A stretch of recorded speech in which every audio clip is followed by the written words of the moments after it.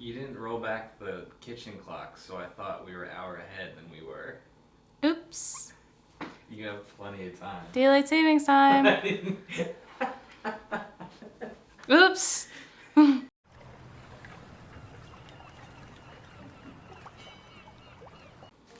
Hi guys, welcome back to my channel. My name is Rachel and this is my Booktube channel. If this is your first video, maybe click off and click on my Booktube newbie tag instead. That way you can get introduced to me and I can get introduced to you and you can kind of see what my personality's like. I put a lot of hard work into that one too, and if this is your first time here, maybe consider subscribing and leave a comment and a like. So today I'm just gonna jump right into it because I hate introducing videos. They drive me insane. This is just my October wrap up where I talk about all the books that I read in the month of October. October was actually a really weird month for me. Like, it wasn't a good reading month. I only read 7 books in October, which is a lot less than what I read last month, which was like 12, but that's because I wasn't listening to audiobooks like at all. I was in this really weird slump with audiobooks where honestly I just wanted to listen to music instead. Usually I listen to audiobooks like on my way to work or when I'm doing chores around the house, like if I'm doing the dishes or something like that, I'll listen to an audiobook, but I really just wanted to listen to new music instead. So as such, I didn't listen to any audiobooks and I only read 1 ebook too. So all of my reading this month was like physical reading, which I'm not mad about because I much prefer to read a book like physically. This book's upside down. And a lot of the books that I did read were really good, but I also had a lot of like weird DNFs where I would pick up a book and start reading it and then feel nothing about it and then just put it aside and I didn't know what to start. All of that to say that October was just a really weird month for me, honestly. Instead, let's just start talking about the books that I read. The first book that I read, I think, is the reason why I had such a weird October, and it's Kisses and Croissants by oh God, what is her name? Anne-Sophie Johanu? I don't know how to pronounce her last name fully. I'm really sorry about that. I should have looked it up, but either way. This was an ARC that I received on NetGalley. It was my first ever ARC, which is really exciting except for the fact that I didn't like this book whatsoever. To summarize this as quickly as I can, this is about a young woman named Mia who goes to a ballet studio school in the summertime in Paris where she hopes she will get noticed and picked up by professional dance theaters like the American Ballet Theater. While she's there, of course, she has a whirlwind romance with a French guy and everything, and she discovers who she is, and it's very, very tropey, classical YA contemporary. But I like YA contemporaries because of that. I have already stated many times that I don't really like steamy adult romances, so I try and find a nice middle ground with the YA ones, but this one was not very good. For some of these, I actually do have Goodreads reviews, so I'll link them down below. For this one, I wrote a review because it was an ARC, so you have to give feedback on them. I think this book should be marketed to a young adult audience too, like maybe 14 or 15. It felt very immature to me in a lot of different ways. I really liked reading about Paris. I think that the author does a really good job of interspersing like French words without making it really like difficult to understand and talking a lot about like Paris and describing it in a really beautiful way. So I really did feel like grounded in the setting, but the story itself completely lost me. For one, our main character, Mia, I don't know who she is. Granted, I read this a month ago, but still, when I finished the book, it like right then and there, I still had no idea who she was as a character. I felt zero emotions toward this girl. She was no one to me.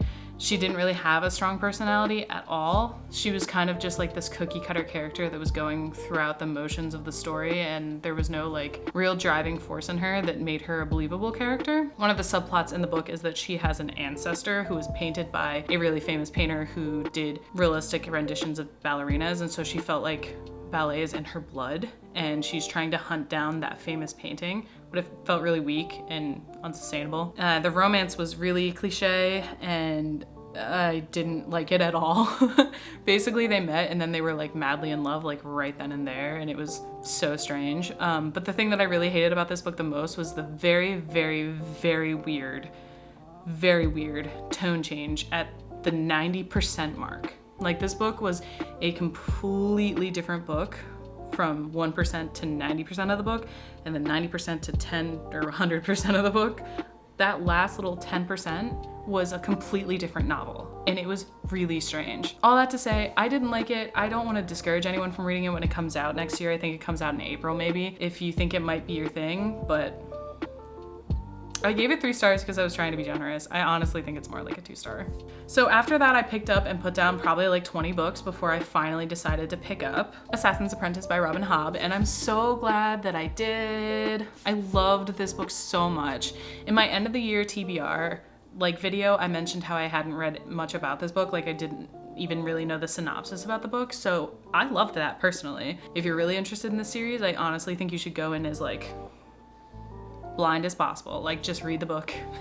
It was really, really, really good. Robin Hobb has a very like otherworldly kind of writing style where you feel very engrossed in it, and like the atmosphere and tone of the book was very heavy and kind of daunting, and a little bit, it did slow me down a little bit, but not in a bad way. It took me longer to read this than it should have. This is under 400 pages. Usually I can fly through a book like that, but this, I took my time with this because the writing is so kind of dense, but not in a bad way. It's not bloated. Nothing feels over exaggerated or anything like that. In this book, the main character has a really terrible life though. I'm not gonna lie. It was really sad reading some things about him. Like I wouldn't say this is necessarily a super enjoyable book in that aspect. I don't know if the Farseer trilogy is labeled as grim dark fantasy. If you know, let me know. But there were a lot of scenes in this that were rough and kind of sad, and I just cared so much about the main character Fitz. Like the reason I couldn't get into The Name of the Wind is because I didn't really feel a strong connection to Kvothe, and I didn't feel like I loved him, and I need that sort of connection to a character to get through a novel sometimes. I was instantly in love with Fitz. I think he's a beautiful main character.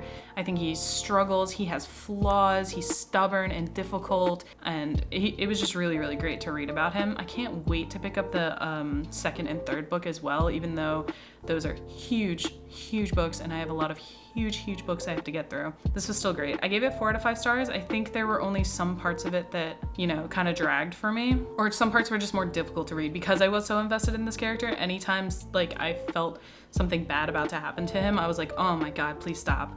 Don't do it, don't do it. And I will say, I didn't read the back cover of this until I was about on page 250, and I was like, you know what, let me just read it. Like, what could it ruin for me? It did. There's a major plot point written on the back of this novel that doesn't happen until like 70% in.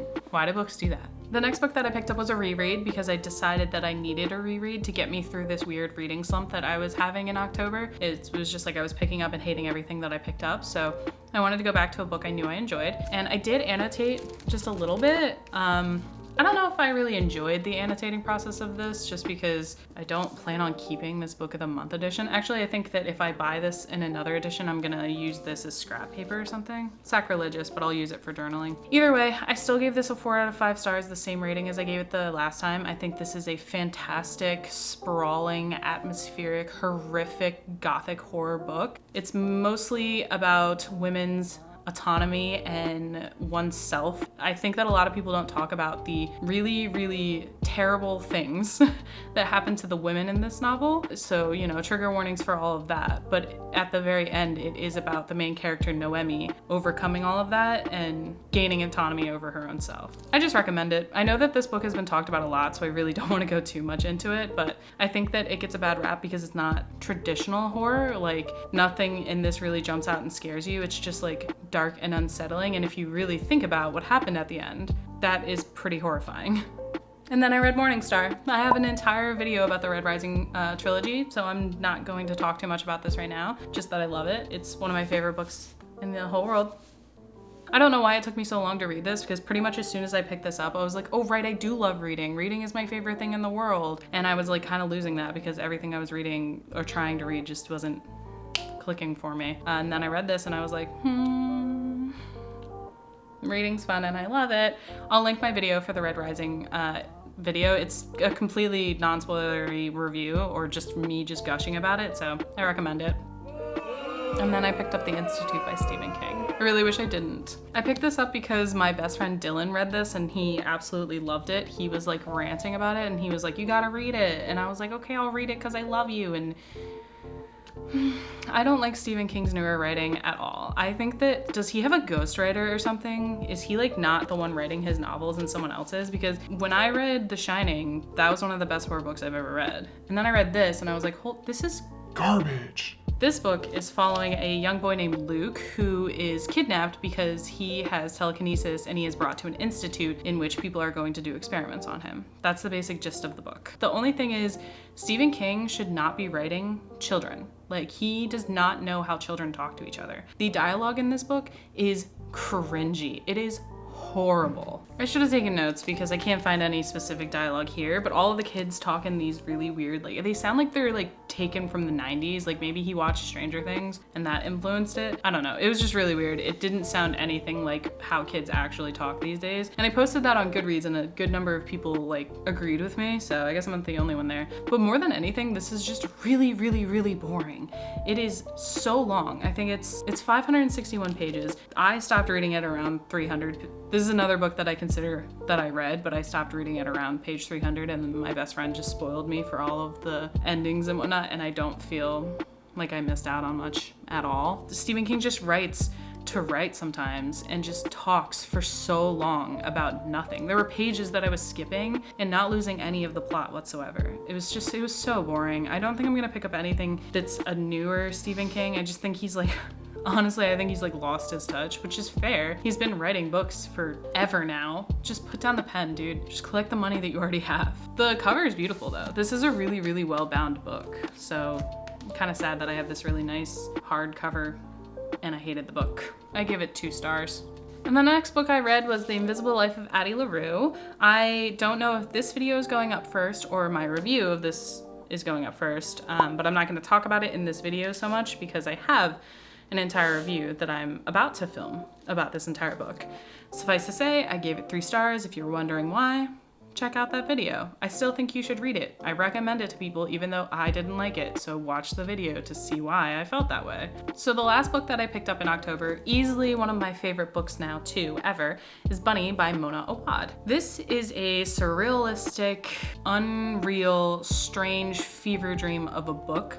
It's following a woman named Samantha in college in a specialized writer's course where the only other people in her class are a group of women who call themselves Bunny. They all call each other Bunny, they're best friends, and one day they invite Samantha to one of their gatherings and she gets sucked into their strange little world. I gave this 5 stars. I think it is one of the best books I've read that writes unreality in a really really good way. At no point did I ever feel like, I don't know what's going on, but in a bad way. I was like, wow, this is so strange and I don't really understand it, in a good way. It really got into my brain and it got under my skin, and the writing is fantastic. I'm gonna read anything that Mona Awad writes now because her writing is so good in this. It's a really short read too, only 373 pages. I finished it in 2 days.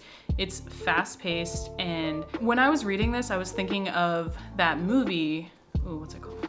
It really reminded me of this movie called Sorry to Bother You, which I watched with my boyfriend like a year or 2 ago, and it had the vibes of that movie where everything is our reality, but just different and weird and a little bit twisted, and you can tell that it's not actually our reality. It's so strange and it's very open-ended, and there's a lot of questions that don't get answered, but I still really, really loved it. I think it was fantastic. I can see why people don't like it, but I'm never gonna forget this book and I can't wait to read it again.